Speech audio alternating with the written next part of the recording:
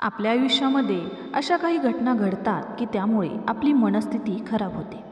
आयुष्यामध्ये पुढे जाण्यासाठी काही अवघड निर्णय आपल्याला घ्यावे लागतात। अशावेळी मनाची अवस्था खूप बिकट होते, मन अस्वस्थ होतं। अशा अस्वस्थ मनाला थाऱ्यावर आणण्यासाठी आणि मनाला शांत ठेवण्यासाठी काय केले पाहिजे तेच आपण आज या व्हिडिओमध्ये पाहणार आहोत।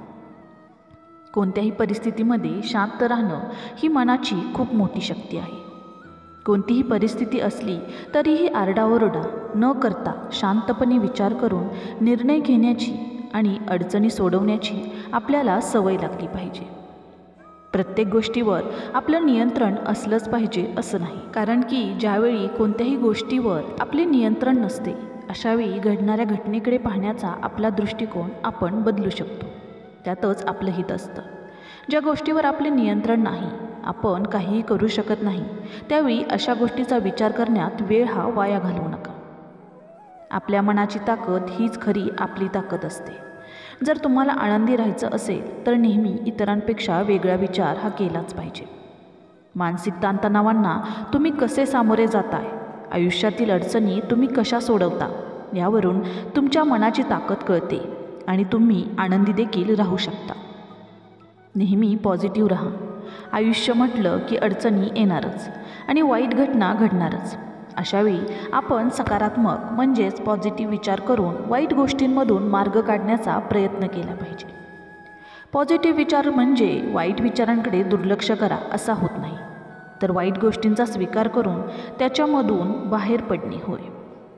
भविष्यकाळ चांगला पाहिजे असेल तर जुन्या गोष्टींमध्ये अजिबात अडकून राहू नका, कारण बऱ्याचदा असं होतं की आपल्या मनाविरुद्ध एखादी घटना घडली की आपण त्रास करून घेतो, आदळापट करतो, मोठ्याने आरडाओरडा करतो आणि त्याचा मनस्ताप देखील करून घेतो। तुम्ही असं करत असाल तर पुढच्या वेळी एक गोष्ट नेहमी लक्षात ठेवा की पुन्हा मनाविरुद्ध काही घटना घडली तर आधी केले त्याप्रमाणे करायचे नाही, तर नवीन पद्धतीने विचार करा, म्हणजे येणारा काळ आपल्याला अडचणींचा वाटणार नाही, मन शांत राहील। प्रत्येक वेळी विचार करताना आपण खूप नशीबवान आहोत असाच विचार केला पाहिजे, कारण परिस्थिती कितीही वाईट असली तरी अशा अवघड परिस्थितीमध्ये चांगलाच विचार करता आला पाहिजे किंवा केला पाहिजे। रात्रंदिवस विचार करताना एकच विचार करा की मी या परिस्थितीतून बाहेर पडणारच, आणि तुम्ही खरोखरच नशिबाने या गोष्टीतून बाहेर पडाल। तुमचे ध्येय बदलू नका। आपण ज्या कामाची सुरुवात केली आहे ते काम जर आपल्या हातून पूर्ण झालं नाही, कामामध्ये चूक झाली तर घाबरून जाऊ नका।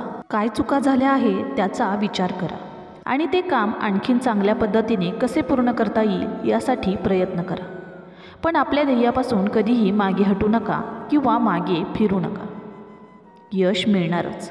कोणतेही चांगले बदल घडवण्यासाठी आपल्याला काही वेळ जाऊ द्यावा लागतो, त्यामुळे आपण जर संयमाने सगळी कामे पूर्ण करत राहिलो आणि प्रत्येक काम मार्गी लावत राहिलो तर यश हे नक्की म्हणजे हमखास मिळणारच। आयुष्यामध्ये यशाने कधीही हुरळून जाऊ नका आणि अपयशाने कधीही खचून जाऊ नका। बऱ्याचदा असं होतं की काही माणसं थोडंसं यश मिळालं तर हुरळून जातात आणि अपयश आलं तर एकदम खचून जातात, नाराज होतात। परंतु असं न करता अपयशाला खंबीरपणे तोंड देता आलं पाहिजे। आयुष्यातील फक्त अडचणीच आठवून निराश होऊ नका। प्रत्येक माणसाचा एक स्वभाव असतो की तो आयुष्यामध्ये घडलेल्या फक्त वाईट गोष्टीच आठवत राहतो आणि मग त्याच वाईट गोष्टींचा विचार करत बसतो, त्यामुळे त्याच्यातील नकारात्मक भावना ही वाढत जाते।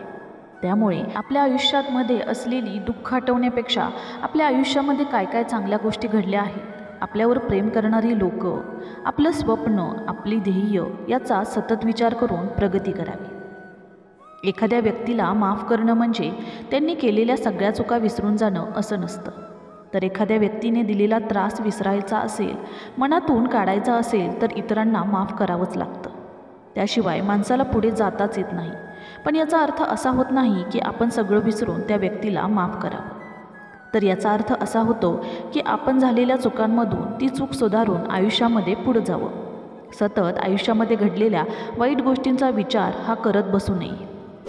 आशा करते तुम्हाला हा व्हिडिओ आवडला असेल। तुम्हाला जर व्हिडिओ आवडला असेल तर व्हिडिओला लाईक आणि चॅनलला सबस्क्राईब नक्की करा।